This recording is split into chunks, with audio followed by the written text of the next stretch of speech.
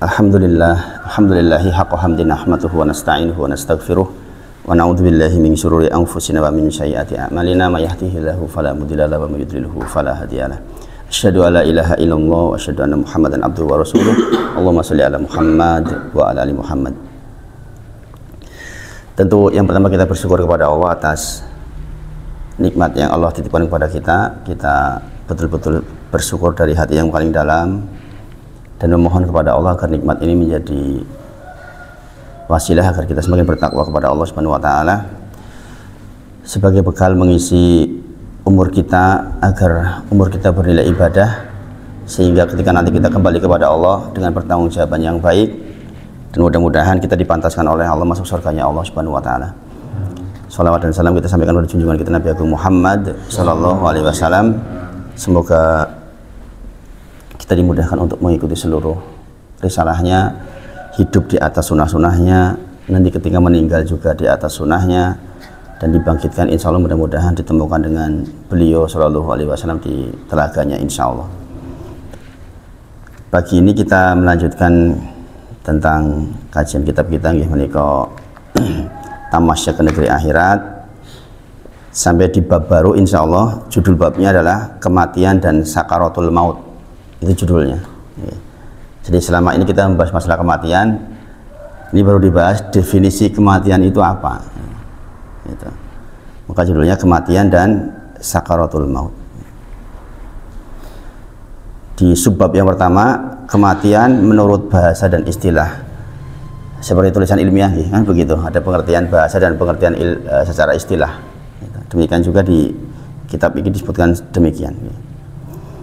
Apalagi kita tahu barusan ada seorang ulama sunnah yang meninggal, meskipun di Indonesia agak kontroversi karena memang penyampaian beliau ya begitu, tapi beliau lah guru orang-orang sunnah di Indonesia. Dan Masya Allah, Imam Sudais itu datang takziah ke beliau, Masya Allah, dan dengan beberapa ulama lain. Kalau sekelas Imam Sudais saja datang, tentu saja itu menjadi simbol, maksudnya beliaulah yang mengatur seluruh kegiatan di Masjidil Haram dan Masjid Nabawi saja menyempatkan datang takziah. Berarti kedudukan beliau di sisi para ulama itu tinggi, Masya Allah. Orang itu dinilai ketika meninggalkan, selama ini banyak yang memusuhi, tapi ternyata Allah takdirkan dikirimkan, bukan main-main, dikirimkan yang mengurus Masjidil Haram dan Masjid Nabawi. Masya Allah, saya mendengarnya itu merinding gitu. Memang orang yang dakwah di jalur yang lurus itu memang tidak mudah. Orang dakwah tauhid itu nggak mudah memang. Memang kesannya kan hitam putih kalau tauhid itu, sehingga kadang-kadang menurut orang kakunya luar biasa gitu.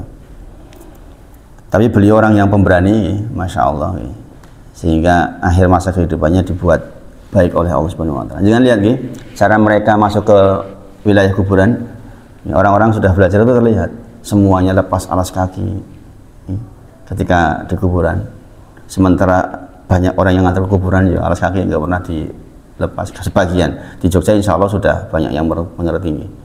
Kemudian tidak menginjak-injak kuburannya, tapi lewat jalur-jalur yang sudah ditentukan. Itu kan sunnah banget, Masya Allah. Masya Allah. Maka itu pelajaran buat kita semua bahwa selalu akhir yang baik bagi orang-orang yang bertakwa, bahwa akhir yang baik bagi orang-orang yang bertakwa, wal akibatu lil muttaqin. Jadi kalau kita bertakwa itu harus pede bahwa nanti akhirnya tetap berakhir kebaikan, walaupun mungkin prosesnya butuh proses panjang, tapi akhirnya tetap kebaikan. Nggak bisa dihitung dengan bisa dihitung dengan jari mungkin. Ada orang di Indonesia yang ketika meninggal presidennya Masjidil Haram sama Masjid Nabawi kok datang secara khusus, itu kan hitung jari, mungkin sampai ke depan juga belum tentu ada gitu. Masya Allah. Semoga Allah merahmati beliau, rahimahullah ta'ala. Kita memanggilnya Ustadz Abdul Qadir Jawas, rahimahullah ta'ala. Saya baca kitab-kitabnya, kitab syarah kitab tauhid saya baca punya beliau. memang mudah dipahami nggih, karena kalau apalagi saya orang teknik itu lebih mudah nggih, untuk memahami sesuatu yang sifatnya hitam putih itu. Masya Allah nggih. Beda sekali antara pokoknya yang hak dengan yang batil ya ketok banget gitu. Meskipun Indonesia sepertinya lebih banyak disukai yang samar-samar. Kalau yang hitam putih biasanya agak kurang disukai gitu. Itulah kematian akan datang kepada kita juga insya Allah. Sekarang beliau, besok kita insya Allah. Di sini disebutkan kematian menurut bahasa dan istilah. Hidup dan mati adalah dua hal yang berlawanan. Hidup dan mati adalah dua hal yang berlawanan. Sebagaimana adanya cahaya dengan gelap, sebagaimana dingin dan panas. Ini dua hal yang saling berlawanan. Dikatakan dalam bahasa Arab, kematian itu disebut dengan al-hayyah. Al-hayyah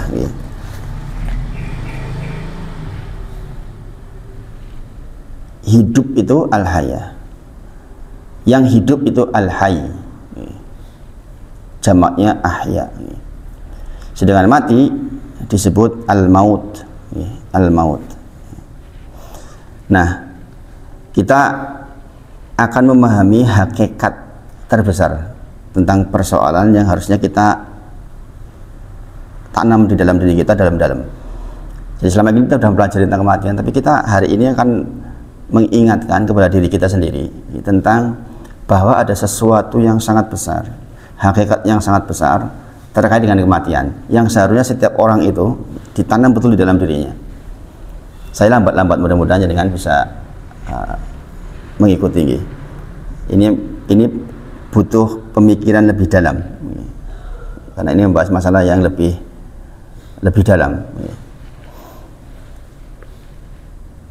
Dikatakan api benar-benar mati ketika tidak ada bara api lagi yang nyala. Artinya sudah ngebul-ngebul itu serono. Itu Pak Supri. Jadi mati itu ya seperti itu. Kalau masih ada bara apinya ya belum dikatakan mati. Ini untuk menggambarkan tentang masalah al-hayyah dan al-maut. Panas setelah mati jika berubah dingin total, betul-betul sudah dingin, tidak ada unsur hangatnya sama sekali. Dalam bahasa Arab nih, angin telah mati jikalau sudah tidak ada yang bergoyang dan tidak ada tiupannya sama sekali. Gara-gara tiupan ada yang bergoyang, sudah sama sekali nggak ada yang bergoyang, maka dikatakan angin telah mati. Itu untuk menggambarkan tentang mati, bagaimana mati dengan kita maksudnya. Kemudian di sini datang minuman panas telah mati jikalau uapnya sudah tidak ada. Ini menunjukkan bahwa mati itu betul-betul mati, maksudnya itu memutus seluruh aktivitas kita di dunia, betul-betul putus total. Kalimat putus total ini kan harusnya menakutkan kita, karena kita tidak lagi bisa berbuat, sehingga kalau kita tarik ke depan, kalau masih ada hayya, masih ada kehidupan, walaupun mungkin kecil seperti bara api yang masih itu masih punya kesempatan beribadah kita, belum benar-benar mati, ya kan? Makanya kalau kita masih ada unsur-unsur kehidupan, sebagaimana air panas masih ada uapnya, belum mati betulan, kita masih punya kesempatan untuk beribadah kepada Allah Subhanahu wa taala. Kita tarik lagi ke sini lagi. Berarti kalau kita sangat sehat, sungguh sangat merugi lewat waktu kok tidak digunakan untuk mengisi kehidupan itu sendiri.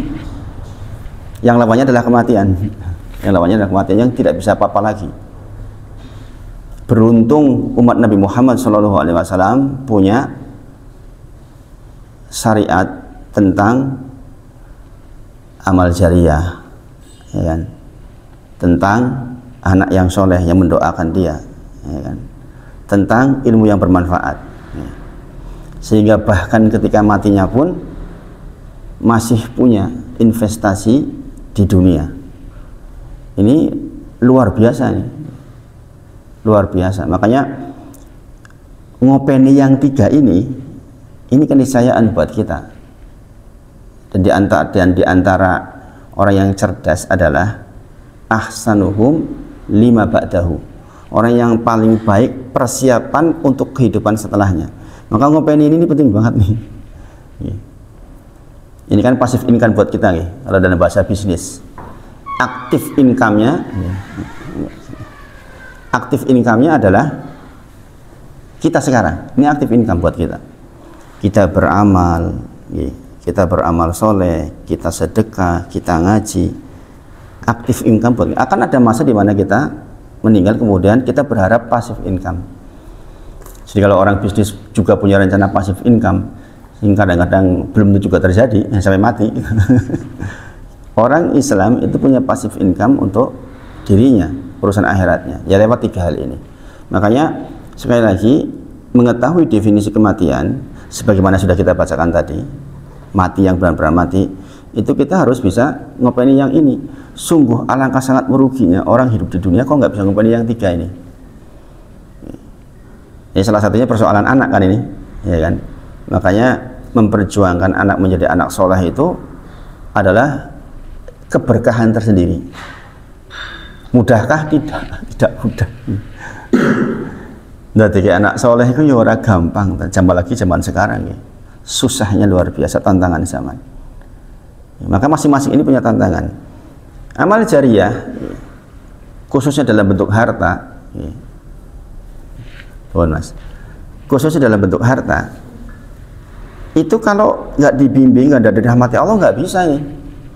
Walaupun dia kaya loh, walaupun dia kaya, kekayaan yang dia miliki apakah akan berpotensi jariah atau tidak, akan menjadi pasif income atau tidak, sangat bergantung pada rahmat Allah kepadanya. Terkait dengan masalah kalau orangnya nggak lomoh, bagaimana caranya?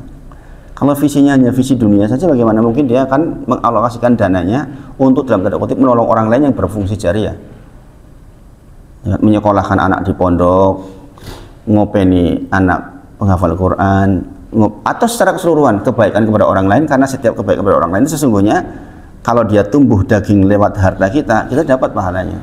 Jadi dengan ngopeni orang yang anak yatim misalnya, kebetulan orang tuanya nggak mampu, kemudian dengan kasih makan dia, kemudian dia ternyata bertumbuh berkembang punya amal soleh yang banyak, dengan dapat atas kebaikan yang dia lakukan, ya. Masya Allah kan. Ini makanya sekali lagi, mengetahui definisi kematian itu sesungguhnya dimensinya sangat luas. Maka sepanjang kita masih di dunia, masih ada uapnya tadi loh, masih ada baraknya itu loh, itu diopeni betul, baik yang aktif income-nya maupun pasif income-nya. Jangan sampai kita sibuk di dunia hanya untuk yang aktif income tok. Kebanyakan manusia kan begitu. Sebagaimana saya ceritakan, kadang-kadang orang bertambah kaya tidak bertambah baik sedekahnya, justru kadang-kadang berkurang sedekahnya. Orang punya penghasilan 1 juta, kemudian dia sedekah 100.000, itu kan 10%. Tapi kalau dia 100 juta penghasilannya, kok dia ngasihnya cuma 1 juta, kan 1%, kan berarti turun, ya enggak? Ya enggak? Harusnya kan 10 juta kalau dia mau tetap, ya enggak? Tapi kebanyakan orang nggak begitu, karena begitu dia meningkat penghasilannya, dia akan tumbuh pula kebutuhannya. Sesuatu yang sebelumnya tidak menjadi kebutuhan menjadi kebutuhan. Nah, ini terlihat, ya kan? Dulu cukup pakai motor second, gitu. Begitu punya penghasilan naik, pengen motor yang lebih bagus. Kemudian nanti meningkat lagi, dia pengen mobil yang lebih bagus, sehingga porsinya dia untuk akhiratnya dia lebih sedikit, sehingga dia lebih ngurusi yang di dunia saja. Nah, ini mengerikan nih. Dan sekali lagi, kalau ini nggak dapat rahmat Allah, nggak bisa. Kenapa saya menyaksikan orang-orang yang kebetulan dicabut rahmat Allahnya itu banyak, nggak sedikit. Justru ketika diuji dengan meningkatnya jumlah hartanya. Lucu kan kalau dipikir, kita berusaha untuk mendapatkan penghasilan lebih banyak, tetapi kenapa ketika penghasilan lebih banyak tidak lebih meningkat juga keimanan kita? Logikanya seharusnya dengan jumlah nikmat yang bertambah, ya kan, harusnya meningkat pula kesyukurannya kan, karena janji Allah siapa yang bersyukur atas nikmatnya maka ditambah, ya kan. Jikalau dia kufur, Allah hanya mengancam saja, sesungguhnya adabku sangat pedih, enggak langsung dikatakan kowe mesti tak adab, kan enggak. Sementara untuk syukur dia pasti ditambah, gitu. Nah, sekali lagi makanya mengetahui definisi kematian ini menjadi urgent buat kita. Makanya bab ini, bab tentang kematian dan sakaratul maut ini menjadi sangat penting. Dalam bahasa Arab, sesungguhnya kematian itu berangkat dari, kalau jangan pernah dengar belajar tajwid, sukun. Sukun artinya kan apa? Berhenti. Diam. Sukun itu diam. Sukun itu artinya diam. Lawannya sukun berarti apa? Harokah. Makanya jangan sering dengar orang menyebut itu loh gerakan orang-orang harokah. Di Indonesia misalnya kan HTI, misalnya kan orang dikatakan orang harokah atau Ikhwanul Muslimin, itu orang-orang harokah, orang-orang gerakan maksudnya. Ya kan, orang harokah. Maksudnya memang dari kata bergerak. Jadi asal kata kematian berangkat dari diam, sukun. Sementara hidup dari harokah, pergerakan. Adanya pergerakan. Sementara mati itu ya diam total. Gitu. Dalam bahasa Arab dikatakan yang hidup adalah setiap yang berbicara lagi berpikir. Itu masalah. Dalam bahasa Arab definisi yang hidup itu adalah yang berbicara dan berpikir. Makanya Al-Quran sering menyebutkan kan, sesungguhnya ayat-ayat Allah itu sangat terang bagi orang-orang yang berpikir, ya kan. Ini orang mikir ya blong, wong orang mikir. Bahkan by definisi dalam Arab itu yang berbicara dan berpikir. Gitu. Ini dalam banget ya. Dimensinya itu luas banget gitu maksudnya itu. Makanya bahasa Arab itu bahasa yang sangat indah sebenarnya. Karena ketika mendefinisikan sesuatu itu memang luar biasa. Kehidupan manusia kapan terjadi? Ketika ditiupkan roh kepada fisik dalam bentuk janin, ya enggak? Mulailah ada kehidupan di dalam dirinya. Berarti kematian berpisahnya ruh dari jasad. Kita tahu berarti dalam diri kita ada dua unsur utama, yaitu jasad kita ini, kemudian ada unsur roh, yang itu ilmunya di sisi Allah. Rasulullah pun nggak diberi tahu. Maka mau ilmuwan sehebat apapun nggak mungkin bisa mendefinisikan roh. Goyo-goyo roh kok jadi urip. Coba, koyo apa bentuk roh kan nggak ngerti kita. Ya kan? Dari sini kita tahu betapa terbatasnya kita, betapa harusnya kita sangat tunduk kepada Allah Subhanahu wa taala. Ada unsur yang kita tuh nggak ngerti apa-apa. Kita kok bisa bergerak? Mungkin dicabut itu juga nggak kelihatan kan? Jadi kan melihat roh dicabut kan enggak, gambar-gambar di film itu kan bohong aja. Keluar do, asapnya keluar itu kan, itu gambaran manusia. Secara asal nggak bisa mendefinisikan roh. Memang itu ilmunya di sisi Allah Subhanahu wa taala. Sekali lagi dari pengetahuan ini kita tahu bahwa sesungguhnya kita sangat terbatas pengetahuannya. Lah kok gaya-gaya nemen gitu, sombong gitu misalnya. Subhanallah. Hanya dengan ilmu sedikit, dengan kekayaan sedikit, dengan kedudukan sedikit, kok dia merasa punya hak untuk sombong, atau tidak sengaja dia sombong. Karena asalnya manusia begitu, diberi kelebihan, kecenderungannya sombong. Kecenderungannya dia akan merendahkan orang lain atau makhluknya Allah yang lain atas apa yang nempel pada dirinya, padahal dia ditanya, nah, rohnya nggak ngerti. Profesor saya apapun nggak ngerti kan, mau sepinter apapun, ahli matematika sing ngitung, orang ketemu, takoni roh ya bingung. Dan tanda kehidupan adalah masuknya ruh kepada jasad, sebaliknya kematian ketika ruh keluar dari jasadnya. Kemudian di subbab kedua dikatakan jangan lalai dari hakikat terbesar. Jangan lalai dari hakikat terbesar. Mati merupakan suatu yang pasti terjadi, tidak terhalangi oleh kekukuhan benteng, tidak ada hijab yang menghalangi, dan tidak ada pintu yang menolaknya. Ketika mau datang nggak ada yang bisa menolak sama sekali. Bahkan Ibrahim alaihissalam yang Khalilur Rahman saja, yang sebutannya Khalilur Rahman, hanya dua saja. Khalilur Rahman ada Nabi Ibrahim alaihissalam dan Nabi Muhammad SAW. Ketika didatangi malakul maut nggak bisa nolak. Walaupun dia sempat berusaha berdebat dengan malakul maut. Kira-kira Arab ngopo? Ya nyabut kowe itu. Masa ada kekasih mencabut kekasihnya? Tapi debatkan kalah, kita sudah pernah bicarakan. Dijawab oleh malaikat maut apa? Mosok ono kekasih orang pengen ketemu kekasihnya, ya wis lah cabutan gitu. Kalah debat itu. Maunya tadinya apa? Kekasih kok nyabut kekasihnya, ya tegomen gitu. Tanyai balik gitu. Mosok ono sikil kasih ora pengen ketemu kekasih gitu. Ya wis lah wis. Dicabut lah gitu. Tidaklah setiap nabi meninggal kecuali ditawarkan kan. Ketika sakitnya engkau hendak masih ingin di dunia atau kembali kepada Allah Subhanahu wa taala. Andai kita begitu nggih, Masya Allah nggih. Andai kita begitu, enaknya Masya Allah. Loro Mas Awan, nggih Mas. Sini dunia, sini dunia apa ya? Sini dunia rampung gitu. Sekitar tahun kes, 50 tahun lagi gitu. Ini berarti para nabi itu merasa siap ya, dipanggil. Makanya bahasa saya ketika menyebutkan orang-orang yang soleh meninggal sudah siap surganya. Ini urung dicikuk berarti urung siap surganya. Nah kita itu belum siap surganya kita. Makanya masih dikasih kesempatan untuk membuat berbuat amal soleh, berbuat amal soleh. Jadi sekali lagi jangan lalai terhadap hakikat terbesar. Apa hakikat terbesar itu? Di awal dikatakan apa?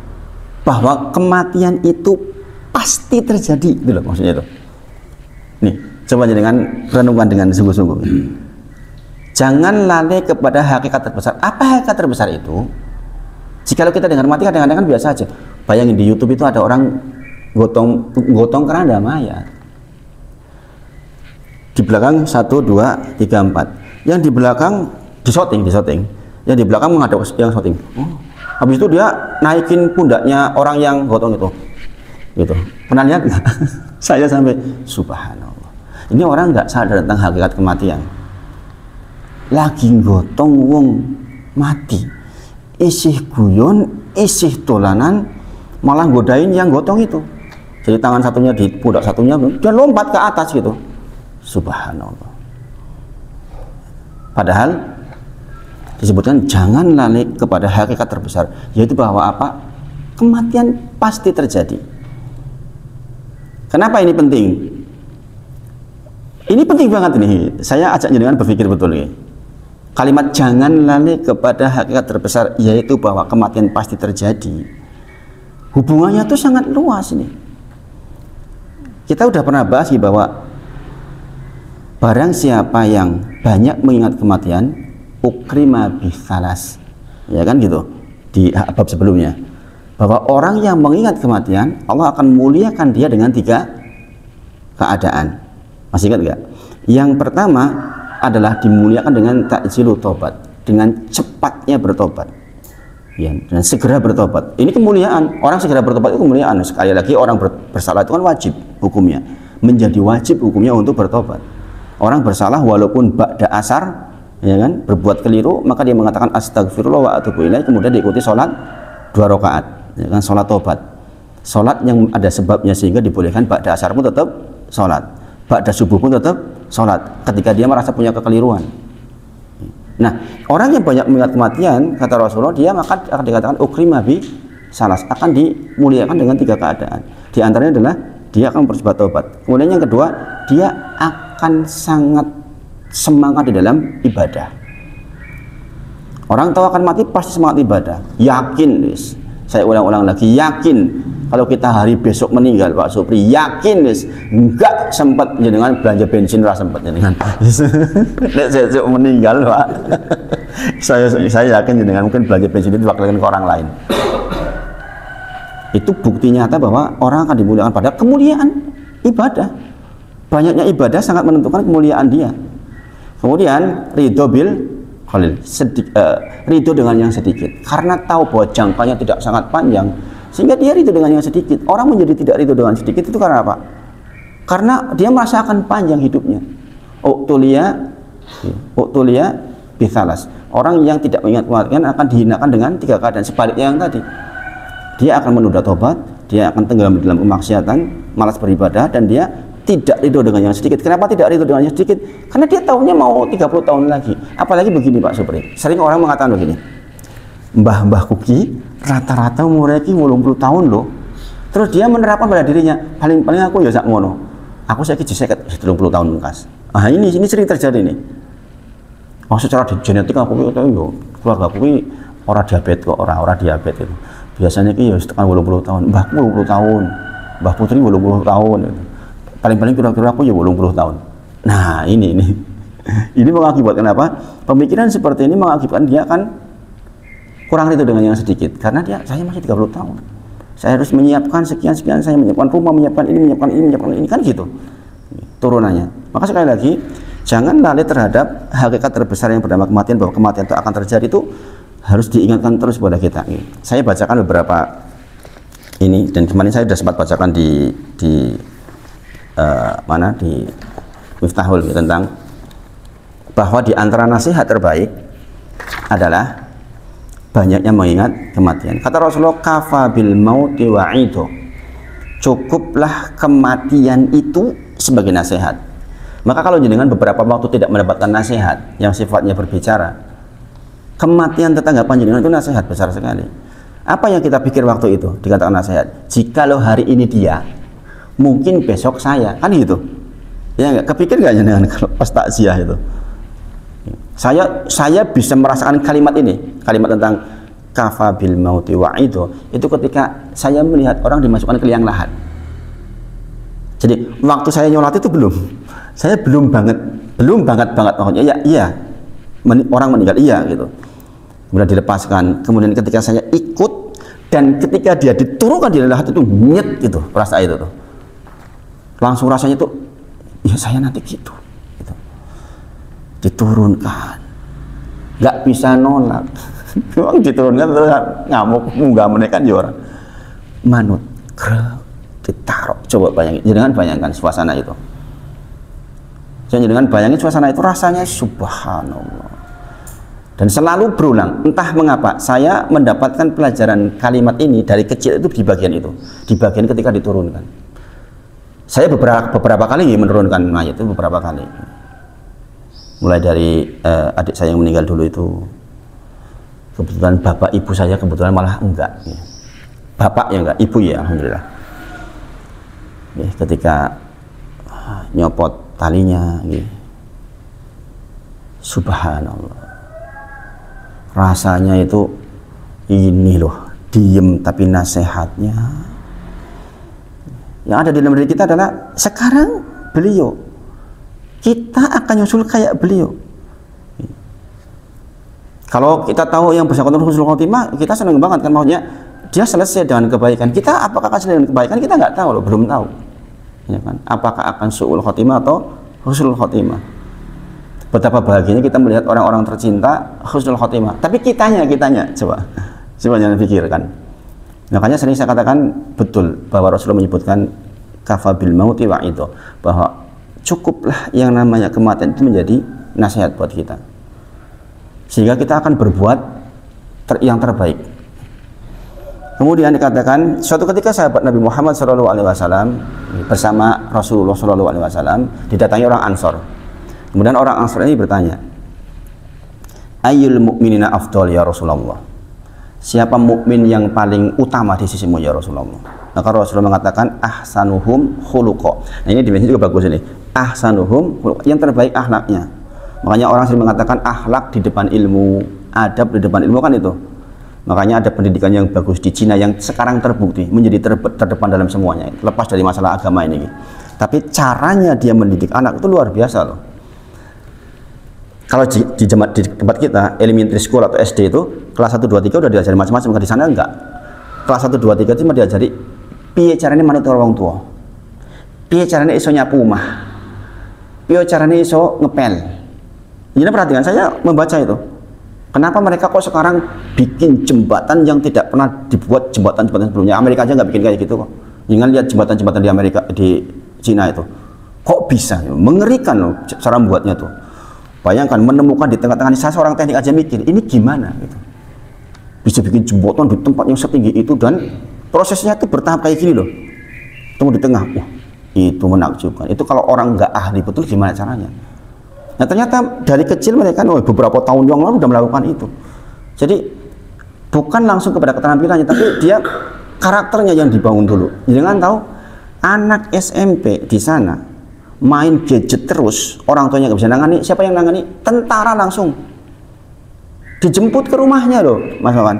Jadi kan nanti lihat tuh di YouTube ada. Jadi kalau anak rewel, Mas Denny, kalau kita punya anak bandel, Mas Denny, itu Pemerintah langsung dia kirim tentara, 6 orang yang dikirim, bayangin, untuk nangani satu anak loh. Kalau perempuan 3 laki-laki 3 perempuan. Dia lagi di kamar lagi main gadget, diambil langsung, dimasukkan ke camp tentara. Tidak kembali kecuali sudah dalam keadaan berubah. Bayangin segitunya loh. Ini sebenarnya kebutuhan mendesak di Indonesia sebenarnya. Banyak orang tua yang sekarang pusing ngadepi anaknya, ya enggak? Coba kalau kayak gitu, betapa seriusnya mereka menangani pendidikan. Subhanallah, di Indonesia sekarang pendidikan mau kuliah aja UKT-nya larangnya pol. Teman-teman doktor aja udah nggak bisa nyekolahin anaknya. Ya, saya ceritakan ke jenengan, teman saya namanya Soleh, doktor ini, jadi pegawai negeri di Jogja sini, di dinas. Orangnya namanya juga Soleh dan orangnya Soleh, ya nggak pernah geser-geser, pokoknya gaji tok. Dia bilang, saya nyekolahnya anak orang iso, UKT sudah sangat mahal. Subhanallah, punya anak 3, nek kuliah kabeh ora iso aku hit gitu. Subhanallah. Dan lantas generasi kita ke depan mau jadi apa? Jadi bisa kebayang nggak dengan situasi sekarang mudah-mudahan berubah ya. Mudah-mudahan berubah ya. Kalau mengandalkan dengan situasi sekarang, bukannya turun, kita bakal dikuasai oleh negara lain. Yakin itu. Sementara jangan tahu Cina kayak gitu loh. Jadi kelas 1, 2, 3 itu hanya bagaimana dia patuh kepada orang tuanya. Ini kan PR besar buat kita. Kita nyekolah kayak anak tenanan banget gitu. SMA ngelawan kita. Bayangin itu. Gimana coba? Makanya Masya Allah, ahsanuhum khuluqan, betul Rasulullah menyebutkan. Ayul mu'minina afdal. Siapa mukmin yang paling baik? Ahsanuhum khuluqan, yang paling baik akhlaknya. Maka kalau kita ingin mengatakan anak kita menjadi mukmin yang baik, ya bagaimana akhlak anak kita baik itu? Dan jangan terlambat gitu. Dan jangan pernah menyerahkan kepada lembaga. Ini cerita saya sendiri gitu. Kalau hanya menyerahkan ke lembaga, 0, yakin yes. Karena peran utama tetap orang tua. Ini saya mengatakan seperti ini empirik loh ya, bukan ngarang ya. Saya mengatakan ini empirik, makanya saya bisa bertanggungjawabkan terhadap data-datanya. Kalau hanya mengandalkan lembaga, yakin. Saya nggak, ya kalau 0 mungkin terlalu jahat ya. Ya ada lah, tapi sedikit sekali. Makanya orang tua tetap, peran orang tua. Karena pemerintah belum terlibat. Kemudian orang itu bertanya lagi, fa'ayul mu'minina akyas, siapa mukmin yang cerdas? Maka dijawab, aktsaruhum lil mauti dzikra, yang paling banyak mengingat kematian, wa ahsanuhum lima ba'dahu, dan yang paling baik mempersiapkan kehidupan setelahnya, setelah kematian maksudnya.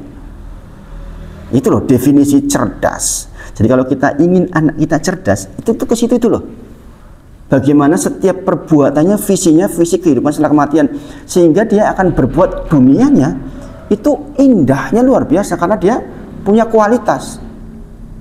Bayangin kalau kita bisa tanam ini ke anak kita, dahsyatnya luar biasa. Bocah cilik kok wis iso mikir, aku pengen kok sedekah, sebab sedekah kuwi mengakibatkan nanti saya punya kehidupan baik di sana. Bayangin kalau kayak gitu. Itu saya kira hasil pendidikan termahal itu kalau kita bisa lakukan itu. Masalah keterampilan sanggup dunia sebenarnya kan sederhana, ya enggak sih? Saya sampai pada kesimpulan itu. Sekarang untuk sanggup kita di dunia sebenarnya nggak butuh banget juga keterampilan yang warna-warni kan. Kita cukup punya satu keterampilan khusus saja sebenarnya bisa hidup di dunia kan. Orang bisa mendevelop web misalnya, atau seperti Mas Nono yang ahli dalam program. Mas Nono tidak membutuhkan keterampilan yang sangat banyak untuk dunianya kan. Dengan itu hidup, ya kan. Mas Wawan dengan CCTV-nya itu. Mas Wawan itu sebenarnya tiap hari itu diingatkan itu. Karena pasang CCTV itu perlu karo seperti memasang Rocky dan Atid loh. Nek ora kelingan Gusti Allah ya kebangetan gitu. Dengan masang itu dengan lagi dilihat juga tuh di shooting sama Allah tuh. Setiap waktu. Masya Allah. Jadi yang paling banyak mengingat kematian dan mempersiapkan kehidupan, yang paling baik persiapan untuk kehidupan setelahnya. Ini diantara hakikat terbesar dari kematian, yaitu kita sadar sepenuhnya kematian itu pasti terjadi. Sekali lagi saya ingatkan dengan ini. Mudah-mudahan dengan bisa menerjemahkan seperti yang saya terjemahkan. Hakikat terbesar kematian adalah jenengan sadar bahwa kematian itu pasti terjadi. Kalimat pastinya itu loh. Kalau nggak dikituin kita tuh gampang lupa. Dipikirnya kita tuh urip terus. Atau setidaknya dikiranya kita itu akan panjang umurnya. Padahal kematian sudah di depan kita. Sudah di depan kita Pak Supri. Makin dekat kan. Tambah sehari ya berarti kurang sehari. Setiap kali saya bertemu dengan sekarang hari Ahad berarti kurang seminggu loh Pak Supri. Mendak kita ketemu periodik dari kalendernya berarti kan sudah kurang seminggu. Saya juga kan. Berarti jatah umur saya kurang seminggu. Bayangin Pak Supri. Dan pasti terjadi. Kalimat pasti terjadi ini menjadi penting buat kita karena ini hakikat dari mengingat kematian, yaitu orang mungkin dengan kematian terus orang berbuat apa, bukan. Kemudian kematian itu salah satu makhluknya Allah nih. Jadi segala sesuatu di luar Allah maka dia makhluknya Allah, kecuali Al-Quran nih. Al-Quran itu kalamullah. Jangan tahu sejarah Imam Ahmad rahimahullah ta'ala di penjara sampai dipukuli, sampai hampir kehilangan kehormatannya karena hampir turun sarungnya itu ketika di penjara gara-gara kalimat ini, gara-gara kalamullah dan makhluknya Allah. Penguasa waktu itu mengatakan bahwa Al-Quran itu makhluknya Allah. Imam Ahmad bertahan, enggak. Kalau ulama yang lain sudah mengatakan iya makhluknya Allah itu, karena udah gak kuat siksanya. Imam Ahmad bertahan. Jadi nggak tahu kisahnya tentang ini. Jadi nanti baca nih, bagaimana Allah menolong dia ketika dipukulin kemudian mau turun, mohon maaf kelihatan kemaluannya. Itu dia minta kepada Allah, ya Allah, sebagaimana saya menjaga kesucian di waktu-waktu yang senggang, saya mohon kepada Engkau ya Allah, jaga pula dalam kondisi sempit ini. Makanya ketika ini nggak bisa tetap naik. Iya. Imam Ahmad itu hanya untuk mempertahankan kalimat bahwa Al-Quran itu kalamullah. Kenapa coba? Jadi mungkin emang susahnya apa yang makhluk? Ya bisa makhluknya Allah gitu. Kan bisa aja ngomong seperti ulama lain yang nggak kuat siksa. Kenapa dia mengatakan ya sudahlah makhluknya Allah? Gitu. Kenapa coba? Karena kalau sekali dia ulama besar pada waktu itu mengatakan iya itu makhluknya Allah, gugur seluruhnya. Tentang akidah Islam itu gugur seluruhnya. Kenapa? Kalau Al-Quran makhluknya Allah, bisa keliru nggak? Bisa keliru. Kalau kalamullah itu nggak mungkin keliru, nggak mungkin. Tapi kalau makhluknya Allah sebagaimana kita, iso bener iso keliru. Berarti kalau dinyatakan itu makhluknya Allah, Al-Quran iso keliru, wah bahaya itu. Padahal Al-Quran itu mutlak benar. Coba orang punya pengetahuan itu hanya 2 kalimat seperti ini aja bisa hidup dan mati, ya kan? Itu. Makanya itulah pentingnya memahami sebuah hakikat, bahwa kematian hakikatnya adalah pasti terjadi. Kata-kata pasti terjadi itu loh yang harus ditanam di kita. Mesti mati kita itu, nggak bisa enggak gitu. Dan bisa datang kapan saja. Di antara hikmah dirahasiakan karena sebenarnya kita banyak beribadah. Nek ngerti ngono Pak Supri, enak banget. Minggu ngarep mati. Wah, bisa ada kesempatan pitung dino dolan-dolan dhisik lah. Kan bisa seperti itu. Nanti tobatnya engkau menjelang mati. Kan bisa seperti itu. Makanya hikmahnya disamarkan di dalam Quran surah Luqman itu ayat 34. Kenapa disamarkan? Karena Allah berkehendak supaya kita itu rapih, rajin, supaya banyak ibadah kita itu. Nah, tabiat manusia nek digawe ngerti yakin wis dolan dhisik wis. Matine sik 3 tahun kas dolan dhisik saiki. Arep lunga-lunga motoran banter ora mati kok. Iki mobil bakar apa ora mati kok. Bayangin. Ya kan? Maka hikmahnya sungguh sangat besar. Nah, jadi kematian itu, maut itu adalah dia adalah makhluknya Allah. Jangan tahu ya, yang jangan sama-sama hafalin sama ini. Tabarakalladzi biyadihil mulku wa huwa ala kulli syai'in qadir. Alladzi khalaqal mauta wal hayata liyabluwakum ayyukum ahsanu amala. Alladzi khalaqal mauta wal hayata liyabluwakum ayyukum ahsanu amala. Dialah Allah yang telah menciptakan kematian. Itu tadi loh. Makanya makhluknya Allah dan kehidupan supaya kita diuji di antara kita siapa yang paling baik amalnya. Ya kan? Jadi kematian itu makhluk tersendiri. Sebagaimana Allah menciptakan manusia, Allah menciptakan kematian. Kenapa definisi ini penting? Nanti sampai sehingga bahwa definisi kematian itu dalam hal Allah itu penting. Sebagaimana Allah menciptakan pohon-pohonan, Allah menciptakan lautan, Allah menciptakan gunung, Allah menciptakan juga kematian, Allah menciptakan rahim, ya kan? Allah menciptakan kehidupan dan Allah menciptakan kematian. Kenapa? Nanti ada saatnya kematian itu disembelih. Kematian dimatikan, paham nggak ya Pak Supri? Mati kira dimati, Pak Supri. Disembelih, bahasa disembelih berarti sudah terputus, nggak ada lagi.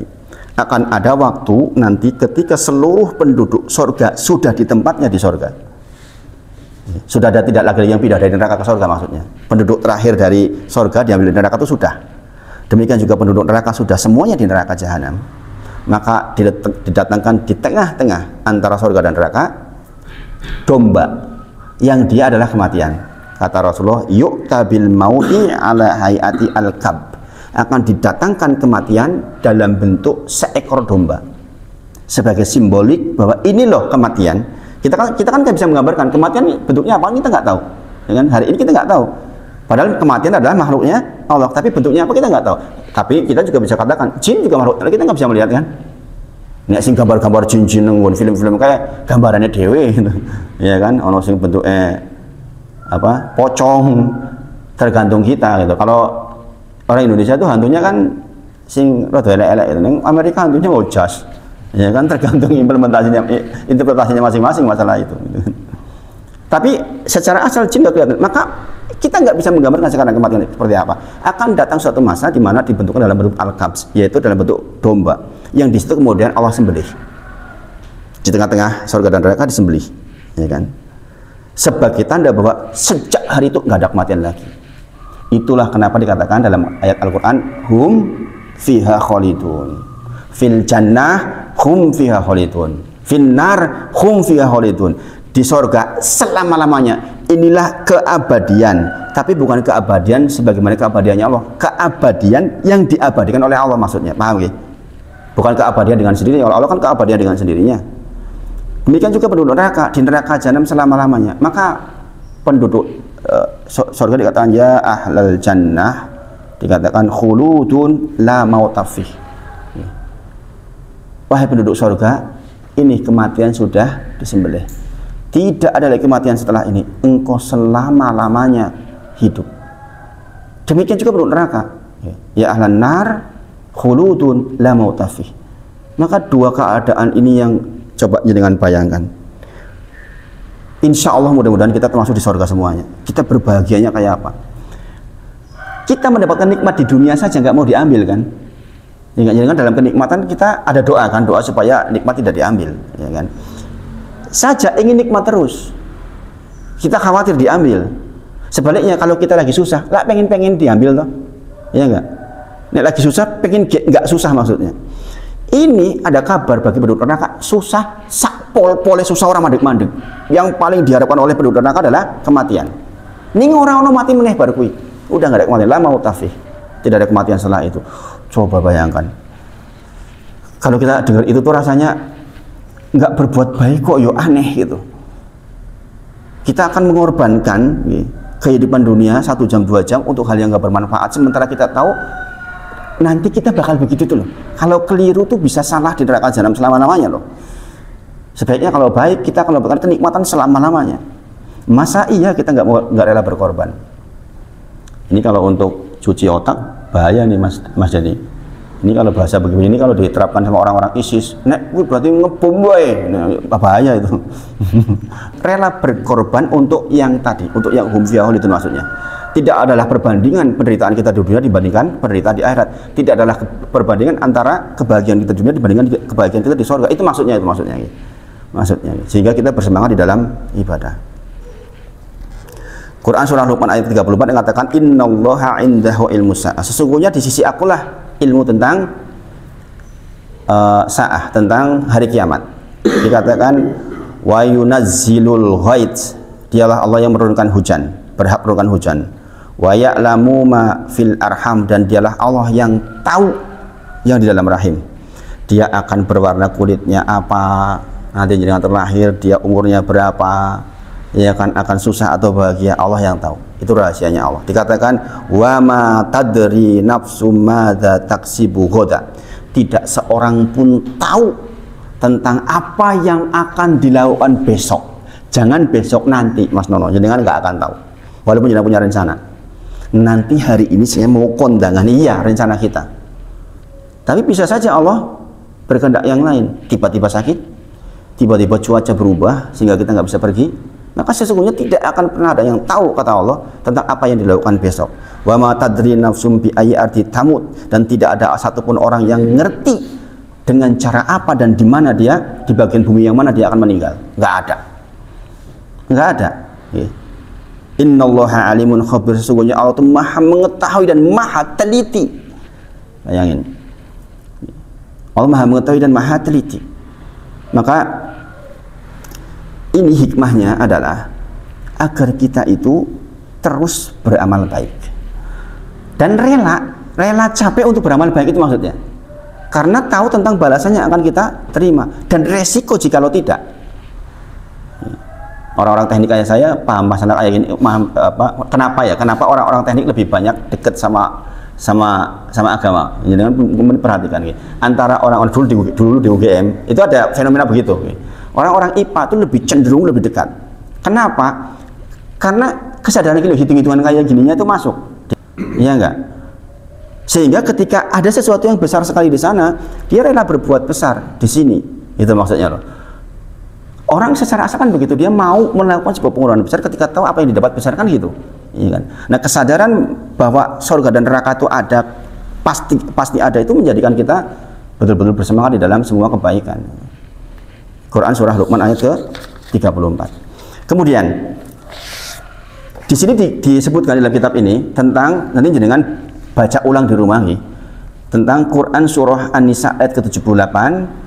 Dan tulis nanti Quran surah Ali Imran 168, Quran surah Al-Jumu'ah ayat 8. Itu membahas tentang bahwa kematian yang kita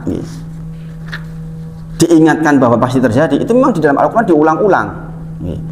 Di dalam Quran surah An-Nisa 78 misalnya, aina ma takunu yudrikumul maut walau kuntum fi burujim musayyadah. Ini awal ayatnya begitu. Ini kisah tentang orang yang enggan berperang, ceritanya ini, ayat ini. Nanti dengan baca lengkapnya. Ini kisah tentang orang yang enggan berperang. Dikatakan di mana saja kamu berada, aina matakunu, maka yudrikumul maut, kematian akan mendapatkan kamu, mungkin ngejar kita dimanapun kita berada. Walau kuntum fi buruji musayyadah, walaupun engkau di dalam gedung yang sangat aman, di dalam bunker yang mungkin nggak bisa ditembus bom, maka tetap kematian itu tetap bisa mengincar kita. Sebagaimana kisah pebulu tangkis yang kemarin saya ceritakan kemarin, 17 tahun loh, di Jogja lagi kejadiannya, gitu. Teng balik, kemudian dia minta ganti kok. Saya lihat itu, dia siap-siap, mati, 17 tahun loh. Bayangin, itu di gedung yang besar kan, yang aman lah insya Allah. Kedokteran juga siap di situ. 17 tahun. Enggak nunggu 50 tahun, 17 tahun. Orang yang seharusnya sangat sehat karena dia pemain internasional, olahragawan, sedang olahraga. Coba, hal-hal yang seharusnya untuk hayatnya dia, untuk hidupnya dia lebih memungkinkan, ya kan, didampingi dokter, makanan sehat, berolahraga yang katanya olahraga menjadikan sehat kan, jebul malah mati ke olahraga. Kebiaya coba kayak mana? Itu seolah-olah seperti jenengan ini di gedung setinggi apapun, sekuat apapun, mati. Itu kan perumpamaan yang lain. Itu kan bentengnya sudah bagus, olahragawan, makanan terbaik, didampingi dokter, ya kan? Kurang apa coba? Disuruh istirahat yang cukup, makanan juga yang harus yang terbaik dengan pola makan yang baik. Seolah-olah kayak dibentengi gedung yang tinggi, mati baik. Bayangin, itu pelajarannya besar banget buat kita loh. Besar banget. Saya tuh lihat itu tuh saya merebas milih sendiri. Jujur saya merebas milih sendiri. Kenapa? Ya Allah, segitunya ya. Saya jadi ingat ayat ini maksudnya. Walau kuntum fi burujin musyayyadah. Secara fisik gedung ya, gedungnya kalau di dalam peperangan. Tapi sisi lain, walaupun jenengan bentengi dengan segala sesuatu yang sehat, seperti beliau yang suka dengan kesehatan kan, apa namanya, fitness. Beliau dulu FPOK kan. Ya Pak ya? Ya dari FPOK UNY. Ya ibu-ibu tentang kesehatan paham betul. Tapi kalau memang sudah saatnya tiba meninggal, meninggal saja. Bayangin, itu Masya Allah. Jadi kisah ayat ini tentang orang berperang. Sebagian tidak mau berperang, gitu Mas Deni. Moh perang, nggak ketembak mati, gitu. Jadi katakan sama Allah, mbok kowe nang omah nggak bisa menolak dari kematian. Quran surah An-Nisa ayat ke-78. Quran surah Ali Imran ayat 168. Alladzina qalu li ikhwanihim. Ini penting ini. Ini penting, jangan perhatikan ayat ini dibuka di rumah. Ali Imran ayat 168. Alladzina qalu li ikhwanihim, orang-orang yang mengatakan kepada saudaranya. Saudaranya dia siapa? Saudaranya dia yang ikut perang dan mati. Dia mengatakan kepada orang yang sudah mati ini. Alladzina qalu li ikhwanihim wa qa'adu law ata'una ma qutilu. Seandainya engkau manut sama saya, melu saya itu, taat sama saran saya, mbok menopo ora mati, gitu loh. Ini orang saudaranya ikut perang dan meninggal. Oh nek kowe ora melu manut karo aku, ora sah melu, ora mati kowe. Ini kalimatnya orang-orang yang saudaranya meninggal di dalam perangan. Maka dikatakan kul, kata Allah, katakan fadru'u an anfusikumul maut. Dikatakan cegahlah kematian itu dari dirimu in kuntum shodiqin, jikalau engkau memang orang-orang yang benar. Maksudnya kalimatnya benar. Dalam bahasa Arab sering disebutkan in kuntum shodiqin. Nek kue bener gitu. Nek kue wong bener, kalimatmu bener. Yang mengatakan apa tadi? Nek kue ora melu. Ya kan? Nek kue ora melu, ora mati. Katakan kepada mereka, bisakah mereka mencegah, menolak kematian ketika datang kepada dia? Enggak bisa, walaupun enggak perang, maksudnya. Jadi orang perang mati, orang enggak perang mati. Orang sholat tahajud mati, orang enggak sholat tahajud mati. Orang berangkat ngaji seperti ini mati, orang enggak berangkat lagi juga mati. Paham maksudnya? Jadi lebih baik yang berperang dong, gitu maksudnya loh. Lebih baik yang berangkat ngaji dong, gitu maksudnya tuh. Paham enggak? Lebih baik yang sedekah dong. Orang sedekah mati, sedekah mati. Bayangin. Ini peringatannya besar sekali. Dikatakan ini sindiran kan, alladzina qalu li ikhwanihim. Orang-orang yang mengatakan pada saudaranya, "Lah kowe kok perang mati tuh kowe. Coba nek mati orang aku, orang mati kowe." Maka katakan kepada orang yang mengatakan seperti itu, "Coba nek mati datang kepada kamu. Bisa kamu cegah? Enggak bakal bisa." Enggak bisa. Meskipun enggak perang. Maka ini peringatan besar buat kita sesungguhnya. Berbuat baik mati, berbuat jahat mati, tidak berbuat apa-apa mati, berbuat baiklah, ya enggak? Ya enggak?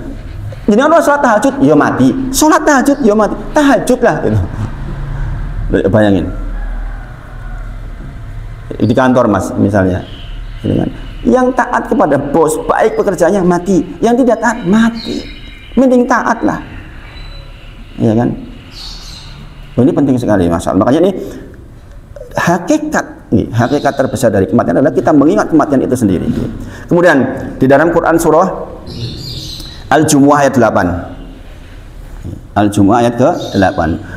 Qul innal mautal ladzi tafirruna minhum fa innahu mulaqikum thumma turadduna ila alimil ghaibi wasyahadati fayunabbi'ukum bima kuntum ta'malun. Ya kan? Tentang apa? Katakanlah kul innal mautal lati tafirruna minhu fa innahu mulaqikum. Katakan sesungguhnya kematian yang kamu lari darinya pasti akan menemuimu. Banyak orang yang lari kematian itu banyak banget. Apalagi orang-orang muslim. Ya kan, dia berusaha lari dari kematian. Dengan berbagai macam. Sampai bahkan kalau nggak salah presidennya Israel berapa tahun? 10 tahun pakai alat. Yang kalau alatnya dicabut mati, ya kan? Ya kan? Dia lari dari kematian. dengan alat-alatnya, tempel, urip. Ini tetap dikejar kematian, cabut mati tetap. Subhanallah. Katakanlah, sesungguhnya kematian yang kamu tuh selalu raih daripadanya, pasti akan menemui. Artinya kita secara asal kan nggak suka dengan kematian, secara asal, karena itu pemutus seluruhnya. Ya kan? Tapi walaupun kita lari sejauh-jauhnya, kematian tetap akan menemui kita.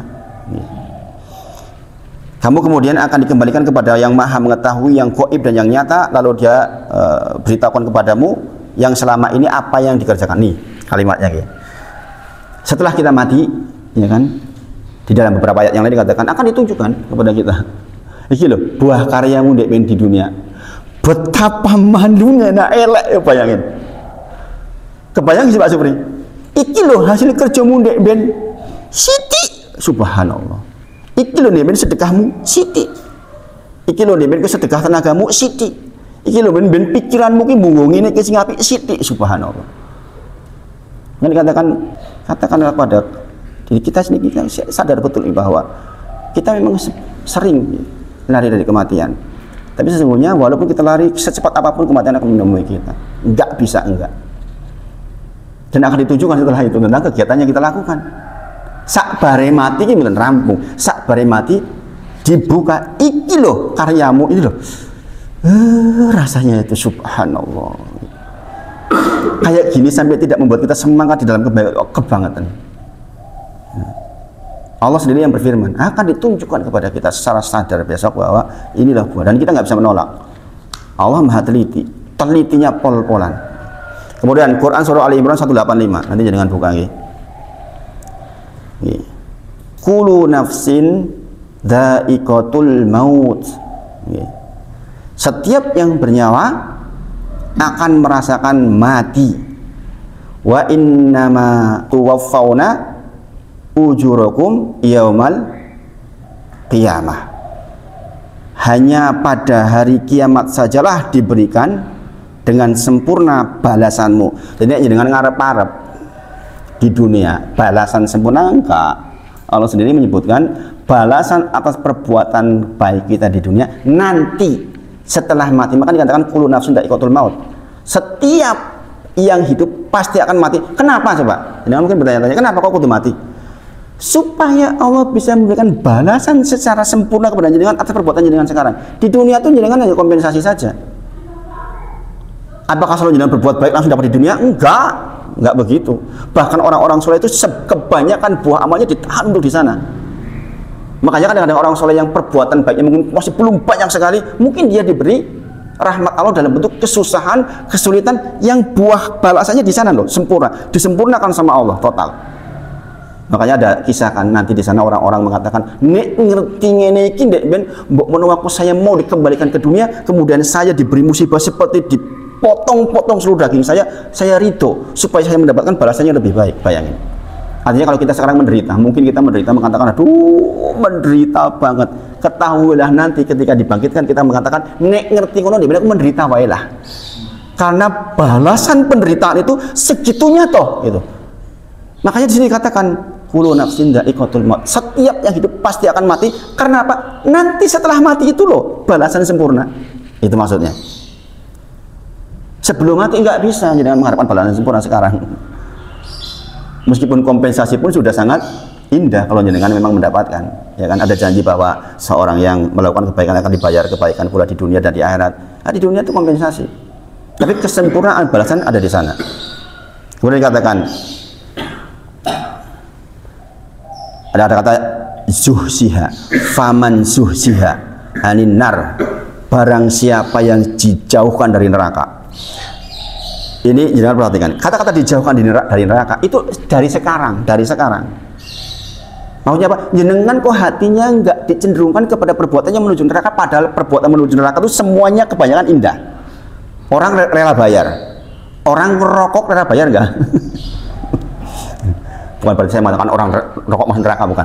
Tapi ciri-ciri menuju. Bayar. Orang duduk di kafe bayar nggak?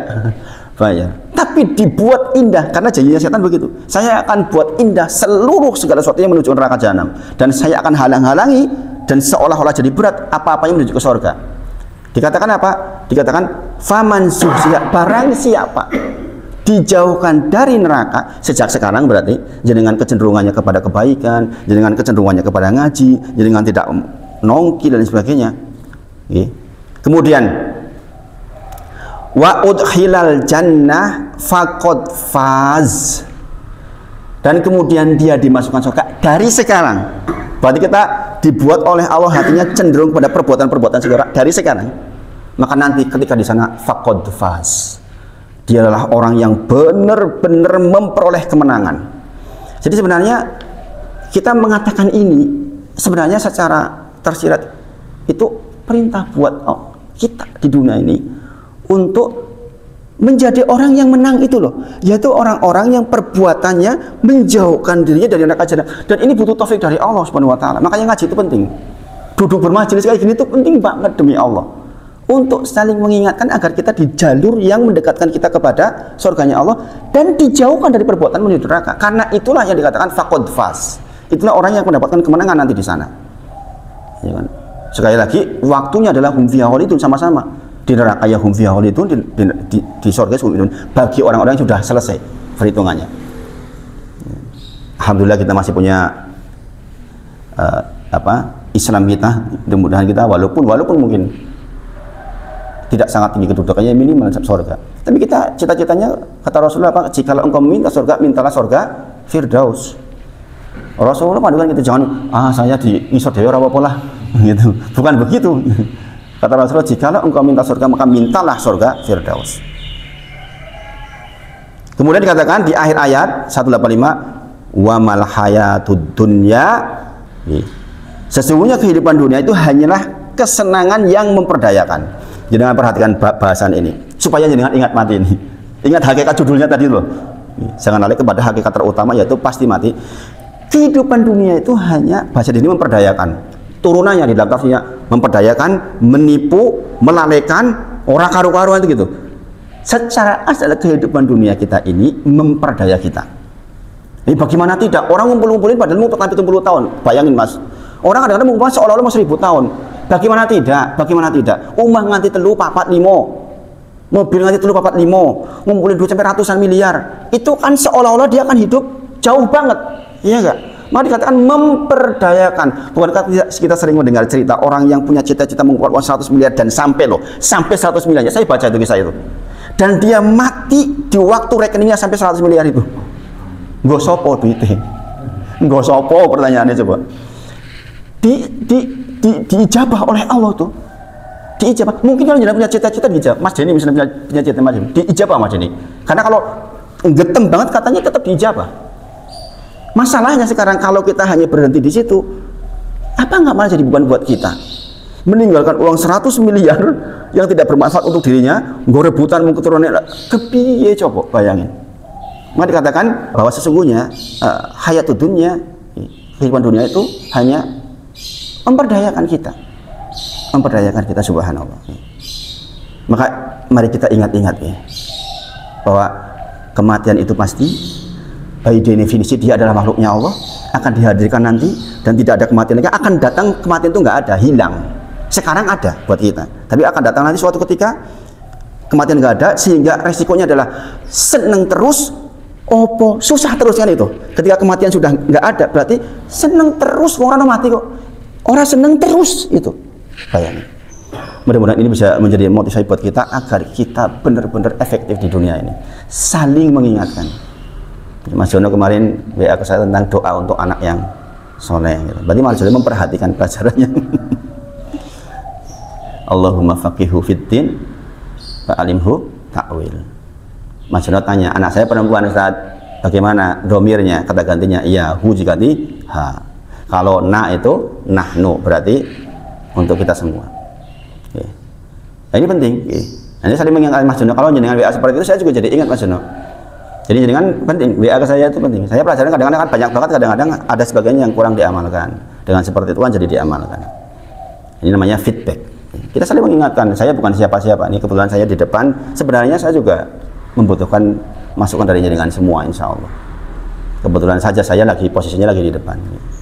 Nah, itu yang saya sampaikan pagi ini, mudah-mudahan bermanfaat. Cukup panjang ini insya Allah. Mudah-mudahan Allah berkahi kita semua. Kita tutup dengan kafaratul majlis. Subhanakallahumma wa bihamdika asyhadu an la ilaha illa anta astaghfiruka wa atubu ilaik. Wa akhiru da'wana alhamdulillahirabbil alamin. Assalamualaikum warahmatullahi wabarakatuh.